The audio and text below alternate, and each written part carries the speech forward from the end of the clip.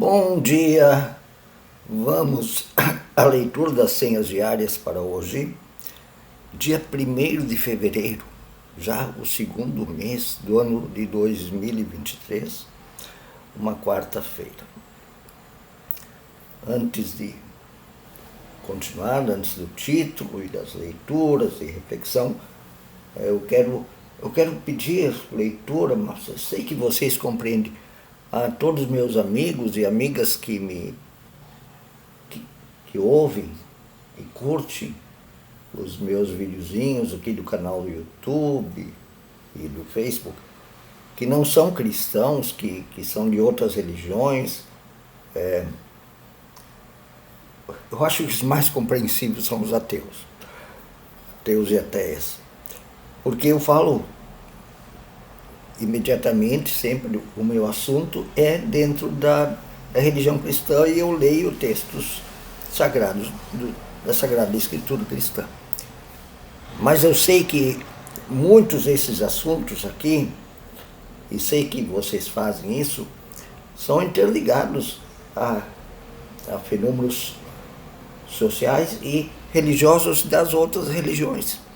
Eu já comentei isso com uma amiga muçulmana que eu conversava bastante, agora não vejo mais ela tanto.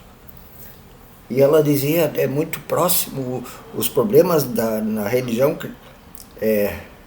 monoteísta cristã são muito próximos aos problemas da religião monoteísta muçulmana. E inclusive isso que vai ser o título de hoje. A mais que conflituosa diferenciação entre o ser fiel ao espírito e o ser preso à letra. Entre o compreender do espírito da proposta religiosa cristã, muçulmana ou budista e aquela rigidez legalista de quem está preso ao que está exatamente dentro da letra de um texto sagrado escrito há muitos anos por uma pessoa em outro momento histórico e cultural. Fica preso àquela rigidez e até deixa de anunciar, pregar e viver o espírito da religião. Essa minha amiga muçulmana dizia muito, os caras ficam presos a pedaços da escrita, da letra do Corão, e esquecem que o Corão prega no seu espírito, o espírito da religião muçulmana é a paz. Qual é a intenção? Assim fazem também tanto no judaísmo como no cristianismo. Ficam presos a pedaços de escritas, a letra,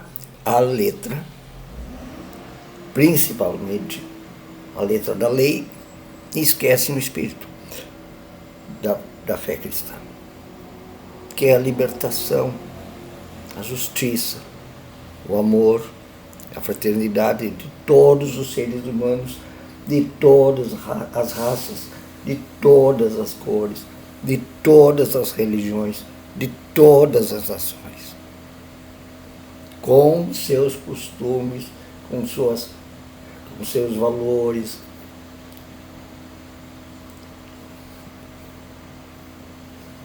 Então, me desculpe e ao mesmo tempo obrigado por estarem aqui.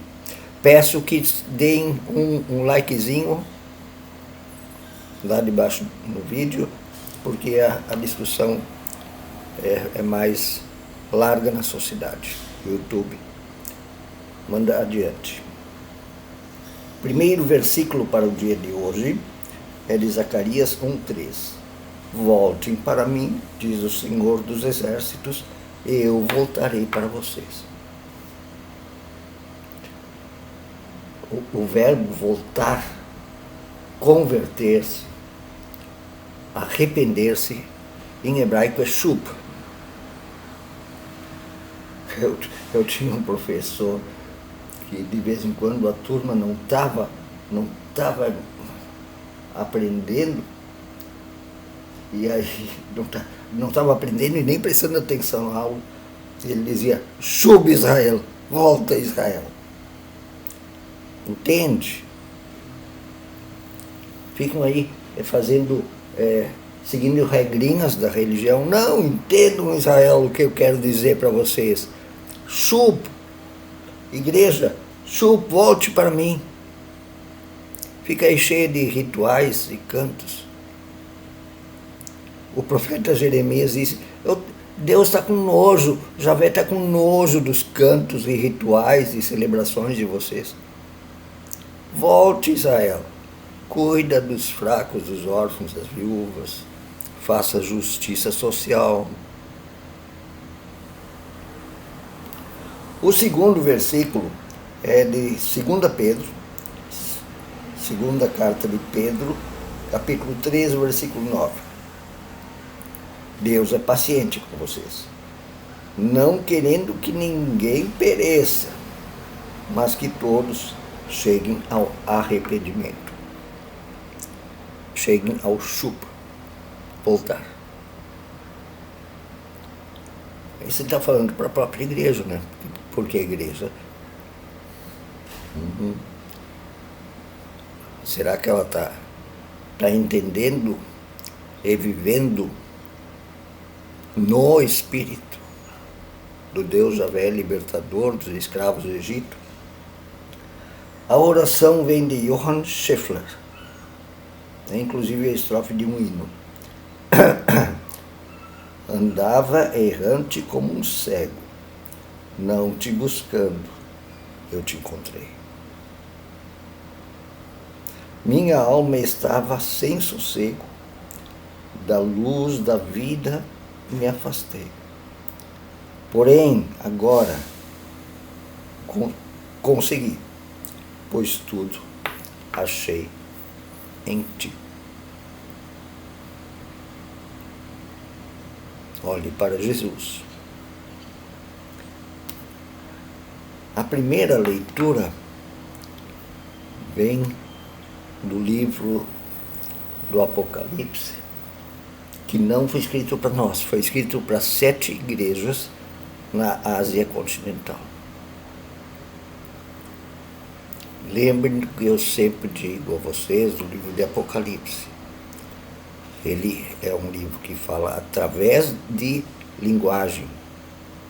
Alguns dizem metafórica. Eu digo, não usem isso, metafórica, simbólica. Podem usar, mas na verdade é linguagem religiosa.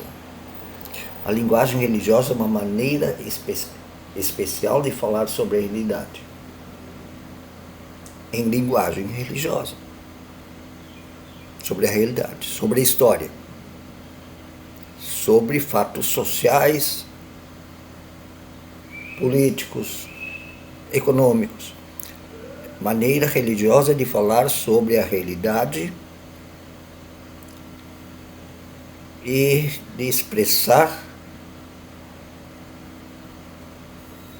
a esperança, expressar tanto o pecado humano quanto o amor divino, a esperança divina, realizada, mostrada, revelada em Jesus Cristo.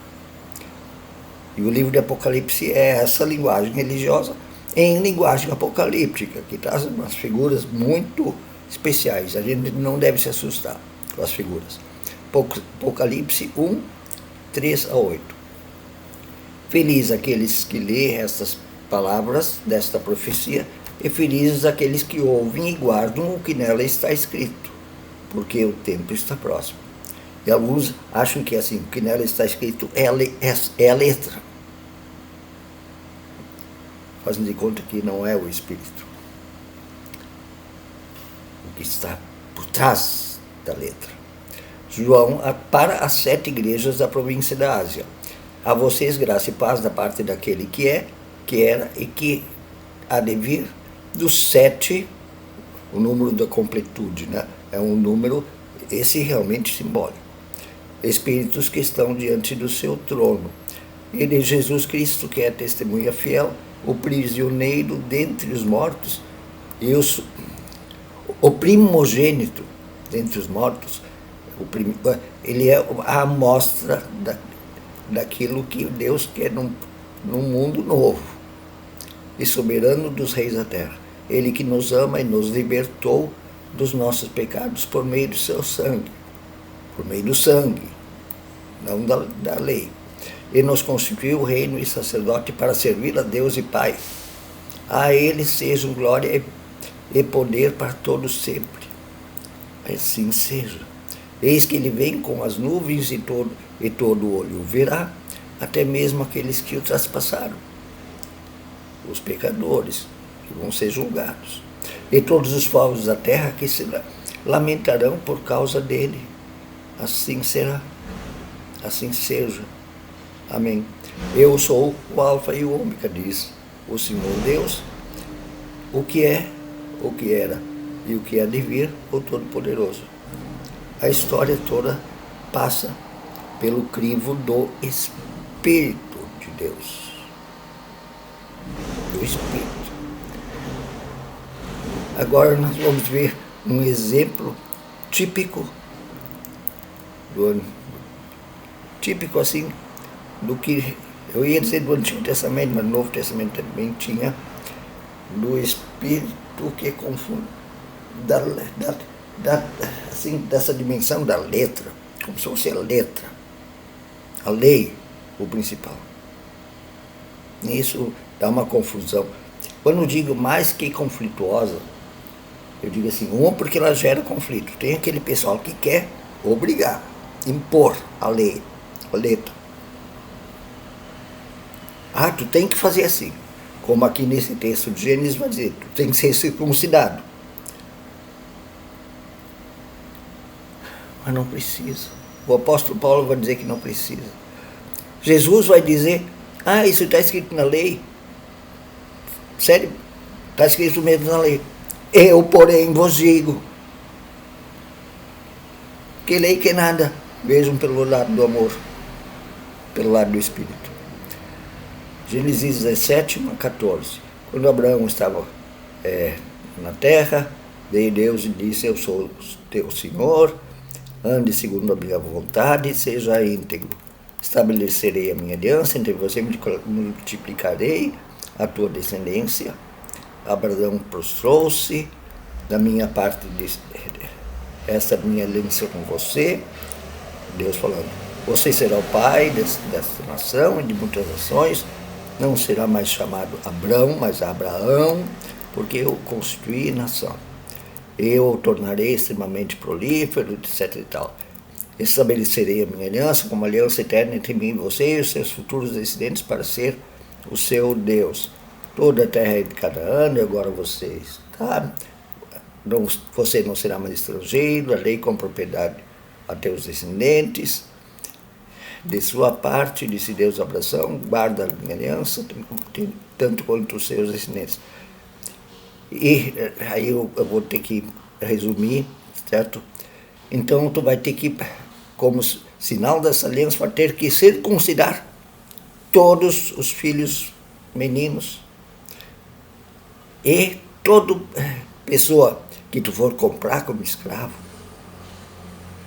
Vejam, aquele tempo, né? Vier trabalhar contigo, vier morar na tua casa, tu vai ter que circuncidar todos os homens, todos os meninos. Porque este é o sinal e tu vai ter que fazer assim para não quebrar a minha aliança. E depois no Novo Testamento disseram que circuncidar que nada. Quem está preso à lei, não está entendendo o Evangelho, Jesus, através da sua ação de amor, acabou com essa dependência da lei. Então, repense como é que você lê a Bíblia. Se você está lendo, está entendendo o Espírito ou está preso à letra. Um bom dia.